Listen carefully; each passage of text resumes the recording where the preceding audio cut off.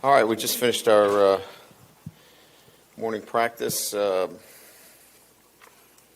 trying to see if I have any notes here. Third practice, first time in helmets and shoulder pads. First 2 days were spider pads. Look, I mean, it's your first day out there, and I'm sure you've got a lot of questions. There's not a lot that I would read into, like who's in the first group, who's in the second group.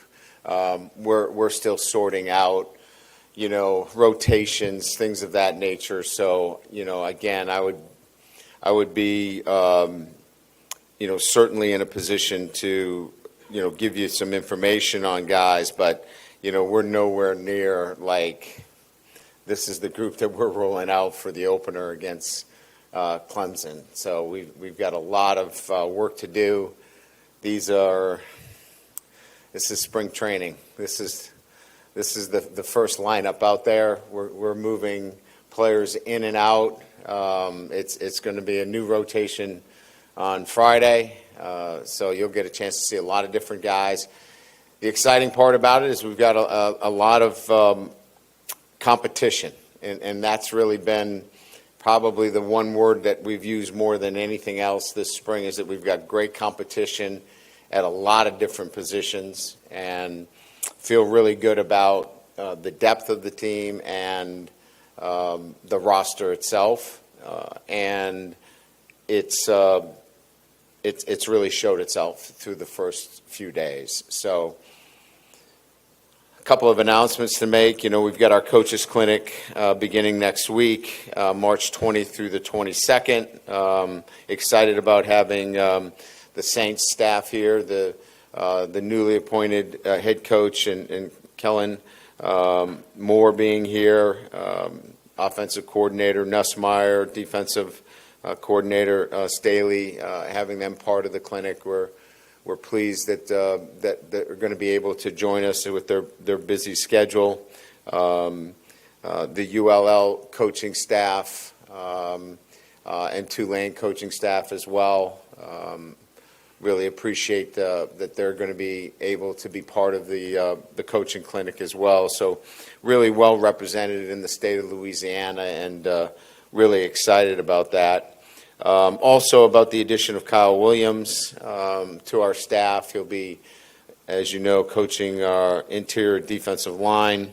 I think it's well chronicled his playing career here at LSU, and then as an All-American, won a national title here at LSU, and then 6-time Pro Bowler.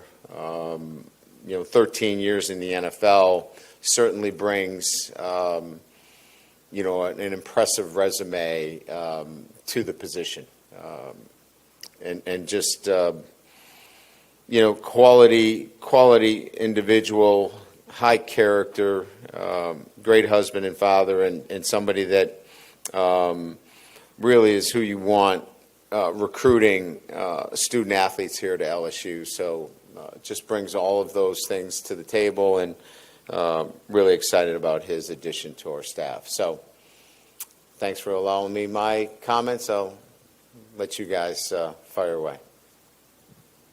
Yeah, Coach, just following up on the Kyle Williams stuff. I mean, he's been out there now for, I assume, a couple days. Just early thoughts on his coaching style and how he's relating to the players, and kind of just that early setup. Yeah, I think the things that stand out immediately for me is his attention to, the finer points of playing the position. Again, somebody that played the position and recently played the position, and clearly understands, the nuances of the position, and can articulate and communicate that effectively to those that need to go play it now for LSU. I think that connection is very apparent to me. I got a chance to spend a little time out there today, probably about 10, 15 minutes, just listening to him and the way he connects with the players.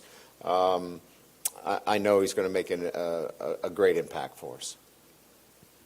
Yeah, Coach, right up the middle. Just following up on that, how important is the longevity, I guess, right? You've had a lot of different coaches in that position. How important was that in a factor in getting Kyle on board? And then secondly, your first video day, whatever, it was you versus you was kind of the message for spring Yeah. ball. What is spring ball? Who is spring ball important for? Yeah, I mean, unfortunately, the D-line job has been a turnover position. I think I've been, in my career, have had similar positions, whether it be the running back position or the wide receiver position, that I've been confronted with similar situations. It just happens here that LSU has had this run of, the D-line position's been a turnover position. I don't know why, it just has turned up that way. We've turned out great players at the position, so it's not like it's not a position coaches don't want to coach. I think it's much more about they're sought after. Having said that, we certainly have a group that we want to feel as though there's going to be some continuity at the position. I will say that was part of the ultimately when we looked at the candidates. It wasn't, hey, you got to stay here for 10 years, but we had that as part of our process. Like, we were looking for some continuity at the position, and Kyle was looking to settle in, and so that was an attractive match for us from that perspective. There were certainly other things, but that was one of them. When we talked about the mantra for the spring, it was really focusing on the next stage of development for our total prep for our team, right? We just went through this physical preparation of in the weight room for the last 7 weeks, and the conditioning element. The next element for us was really honing the football skills, right? The technical skills, the tactical skills, and that really falls on the individual, right? I mean, he's got to be locked in on that. It can't be, well, I won the drill. Well, okay, you won the drill, but you held them. You won the drill, but, you did things that are not part of our defense or our offense. So it was really about addressing how we develop technically and how we develop as a unit, our 11 players playing together on both sides of the ball. So it was really about challenging yourself to rise your level individually within the entire unit, and that means developing your skill and developing it tactically as well. Hey, Coach Kelly. I know you're only 3 practices in, but I want to ask you about Harlan Berry. Played at a Class 1A school, so the competition was a little different than some of these other guys. How important was it getting him in the spring? And should we expect to see a lot of Harlan Berry through the spring and into the fall and getting significant playing time as a true freshman? Well, it's too early to give a, hey, you're going to see a lot of Harlan. But I will say early indications are I'm pleased with some of the little things that you need to see from a running back. And that is, for example, we run a lot of inside run drill. And that requires, you've got to hit it up inside and you got to slog it away. And 3 or 4 yards is a good run. Harlem, a touchdown was a good run in high school for him. That was the bar, right? And so you don't know how these guys handle that, right? And it's a change of his mindset. He really clearly understands the running back position is one where sometimes a 3-yard run is a really good run. And we've seen that from him. Today, for example, he had a chance to maybe bounce a play where he really crammed it inside and took the 3 or 4 yards, and it was the right read.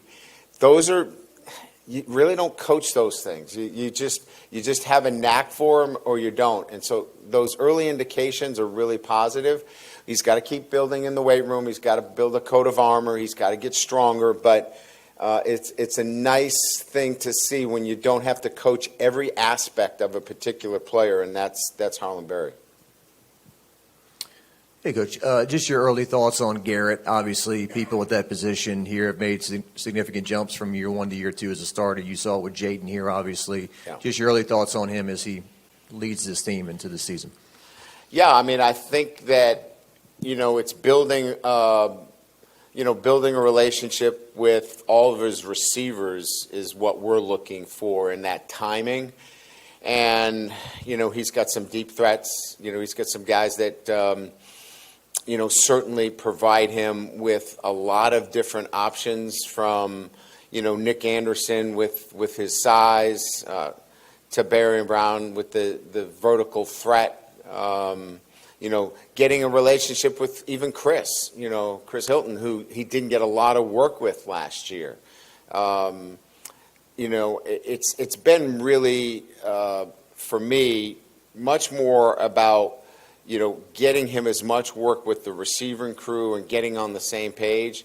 And that seems to be coming. And I think what we'll see is a quarterback that comes through the spring and just feels really confident with the options that he has, and he has a number of different options. Yeah, Brian, your transfers, have any of them surprised you? Or are they showing you some things that you didn't see on film, but you new guys? I think, to be quite honest with you, there isn't a player right now that has disappointed. I think we look at it more from that perspective, that we're like, wow, that's not what we were looking for there. Each one of them, has shown us something that says they can contribute and help our football team in the manner. Some more than others, but again, I think each one of them, some carry more leadership skills than others, some carry more of a wow factor than others, but all of them, and I know you guys were only out there a very short period of time, but all of them have a presence pretty much in our two deep, and that's saying a lot. I mean, to immediately jump into a two deep situation with all those guys and factor into what we're doing, I would say that we're very pleased with all of them. Coach, over here. Brian, you lost 4 of your 5 starters at O-line. Can you talk about that, and specifically Karius Kern and Braylon Moore, how they fit in the early picture? Yeah, so, we lost them after the Oklahoma game is kind of how we looked at it. And then we went to work against Baylor with kind of developing a new group. And that's where, you saw Paul start, and you saw, Tyree Adams start. So we feel like, it wasn't really, 4 out of 5. It was like trying to find a couple of guys, to fill in there. And, I think Braylon's done a nice job early on. Karius Kern, Solomon, both of the freshmen have done a really nice job. I think they're, both of them are physically able. They've got to be able to take the next step in terms of learning, the offense. But they're going to be really good SEC players. The bar here is pretty high, right? Everybody's thinking, do you have Will Campbell and Emory Jones? I'd like to say that we have those every year, but that's probably not the case. These are really good players that in time are going to help us. I think Weston Davis is doing a nice job. I think we're gonna rely on the guys that got a lot of work for us last year. DJ Chester's gotten a lot of work for us. We'll see where that all ends up. But I think there's enough, experience with young players that we're going to put together a really good offensive line. Hey, Brian, just wanted to ask about a quote unquote injury report? Where some of the guys stand? What can you share? Well, I mean, Weeks and Perkins would be probably the two guys that you're referring to. They're both moving around. They're very active in our progression of their rehab, if you will. They're both going to be ready for our June training and fully cleared. So, that gives them the whole month of June and July prior to coming into camp. So they'll have no restrictions going into camp. So, a good 8 weeks leading into camp. We feel really good about it. Those are probably the two, big ones, I would say. Am I missing anybody in terms of injury? Who else? Guillory's made really good progress the last probably 2 or 3 weeks. He was probably a little bit behind, but he's made some really good progress. He'll be in a position to be fully cleared too for our June, and I think that's what we're looking at with the injuries that we have. Are they fully cleared for your June 1st strength and conditioning? So our athletic development team and our athletic trainers have 8 weeks with them to get them ready for camp, and that looks to be on track. Two-parter. How many calories a day are you trying to get into Harlan Berry? And losing Bo Davis, obviously you had some players that came. He was a big part of why they came to LSU. Have they had some of their fears They were coming to alleviated? LSU for me. Yeah. Let's get that clear. Right. Okay? Are they early indication with Kyle that some of their fears and being upset is good with Kyle? We're putting a lot of, obviously, our nutrition team and Morgan Acosta is doing a great job in monitoring that, and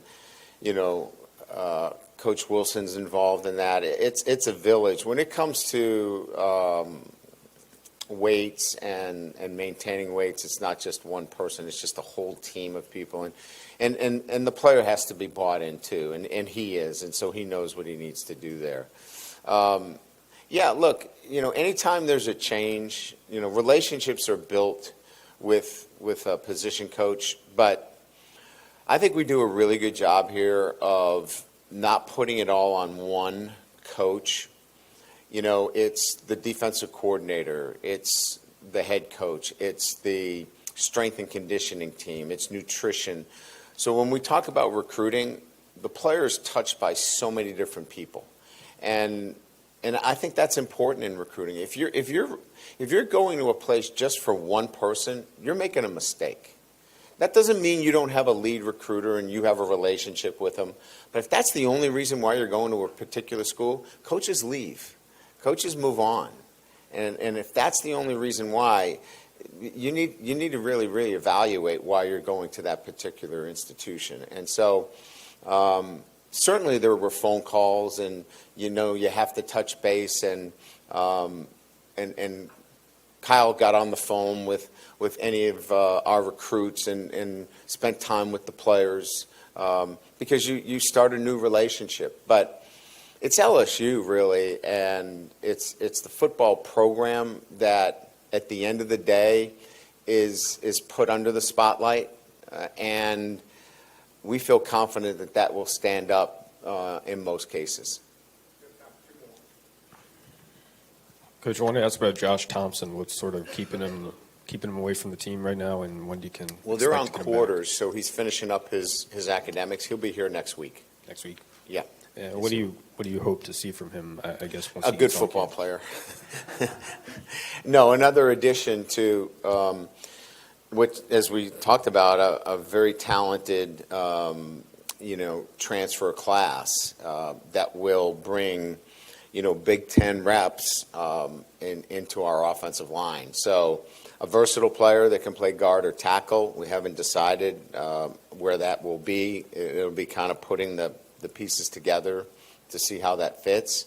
He's smart. He's physical. And he brings us an experienced offensive lineman, so he'll be here next week. Hey, Brian.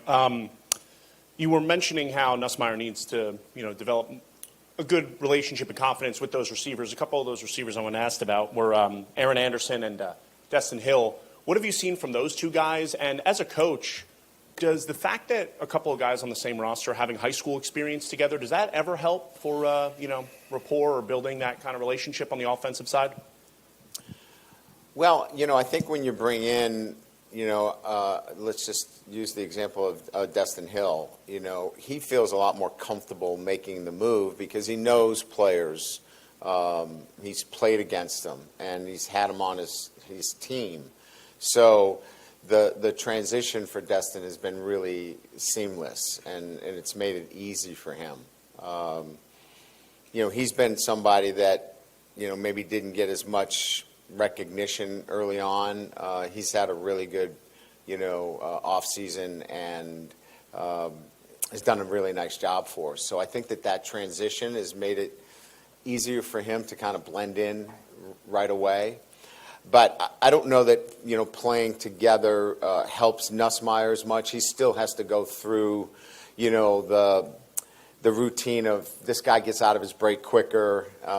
His post cut is a little bit more shallow, and I think he's working that out with a lot of these receivers. Thank you. Appreciate it. What's that?